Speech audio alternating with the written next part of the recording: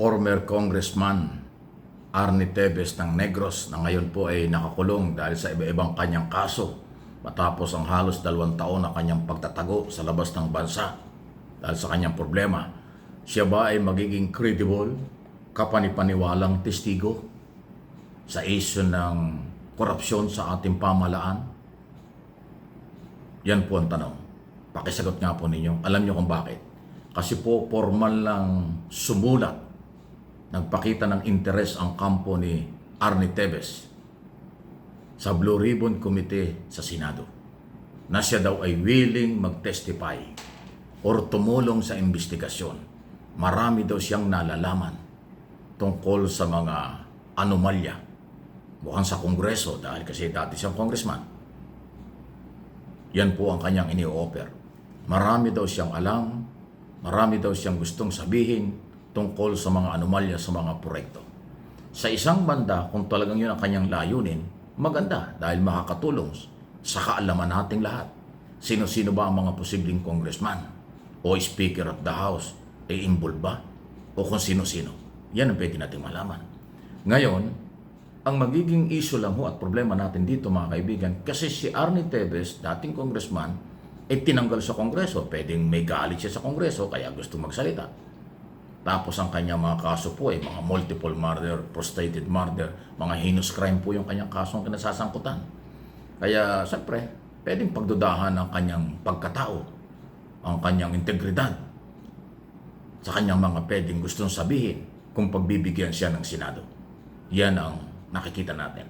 Ulitin ko pwedeng makatulong sa maniniwala kung tama ang kanya sinasabi, kung sino-sino mga congressman na may sangkot sa katiwalian, congressman, contractor, congressman, ganon.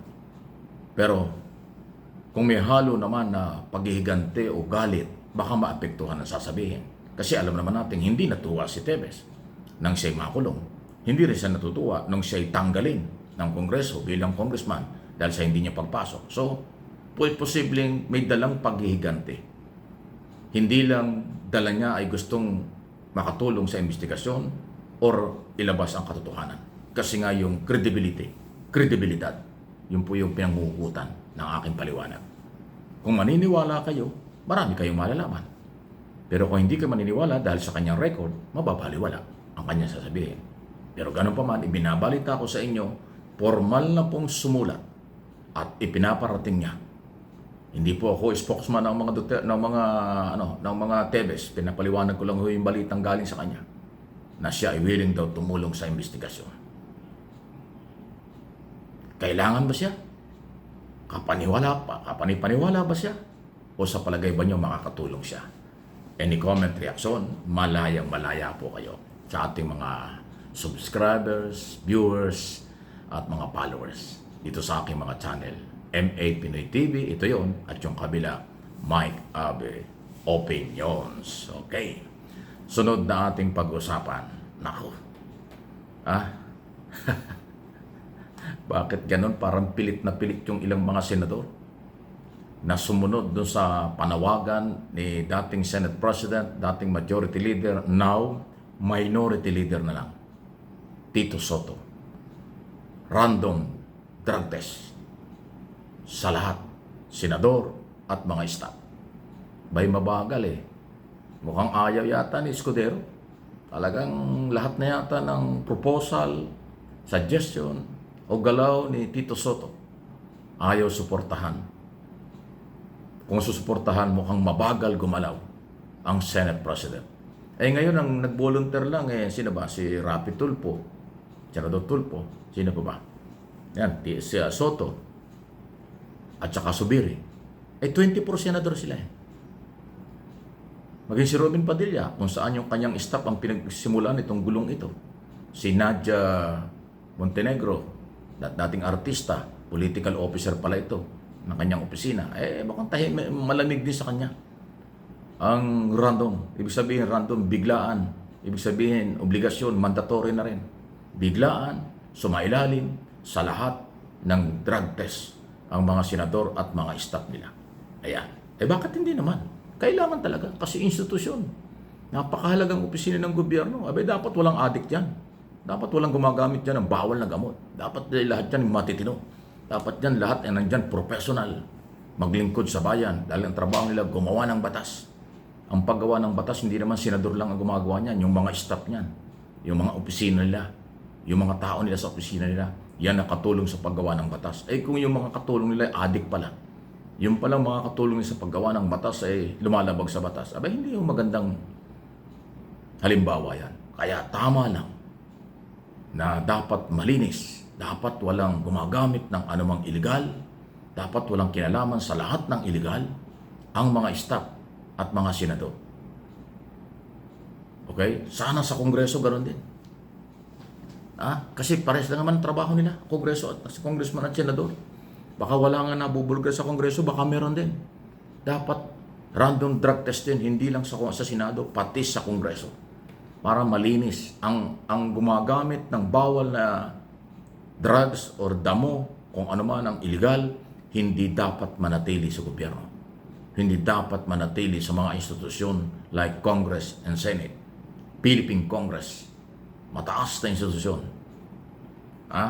Isa yan sa tatlong co-equal separation of power sa three branches of government: executive, judicial, legislator, at saka judicial. Mahalaga po yun. Pero bakit mabagal, malamig ang dating sa ibang mga senador at mga staff sa Senado? 24 lang kayo eh. Parang tatatlo pang senador ang nagbo-volunteer eh. Nasaan yung iba? Ayaw ba nyo nang malinis ang inyong opisina? Ayaw ba nyo na kapanipaniwala, kagalang-galang, kayo at ang mga opisina nyo at ang mga staff nyo? Yun po yung tanong dyan. Kasi dapat itong random test na ito, dapat ito buhos ang suporta. Dapat ito call ka agad. Lahat gumagalaw, lahat tinatanggap, lahat dumadaan dyan. Kung gusto nyo ang malinis, marangal, kapanipaniwalang opisina at mga empleyado at opisyal ng mataas na kapulungan. Ang Senado, Senate of the Philippines. Ganyan po yun eh. Bakit ganyan? Bakit kayo ganon? Talagang mabagal kayong sumunod doon sa tinatawag na forthwith. Kaagad-agad. Namimili kayo kung ano ang kaagad-agad na inyong aaksyonan, Mr. Senate President. Yung impeachment, forthwith, kaagad-agad, hindi mo ginawa. Okay? Marami mga dapat gawin dyan, hindi mo kaagad-agad ginagawa. Katulad itong drug test na ito. Baka sabihin mo, wala namang batas na nag-uutos ng drug test. O baka yan ang inihintay mo, gumawa pa ng batas. Kasi ultimong saligang batas, hindi nyo sinusunod eh. Yung forthwith, kaagad-agad, ayaw galawin. Pero pag gusto nyo, kaagad-agad nyo ginagawa. Katulad ng pag-archive ng impeachment. Wala naman sa batas ang i-archive nyo. Wala naman sa batas ang dismissal at archive ng kaso. Pero kaagad-agad ginawa nyo. Kahit wala sa batas. Pero yung kaagad-agad, forthwith na tinatawag. Forthwith na i-trial, try and decide. Hindi nyo ginawa. Huwag na kayong magpalusot. Ang mga Pilipino, hindi na nyo maluloko, matatalino kaysa inyo ang mga Pilipino na nagbabayad ng buwis at nagpapasweldo sa inyo.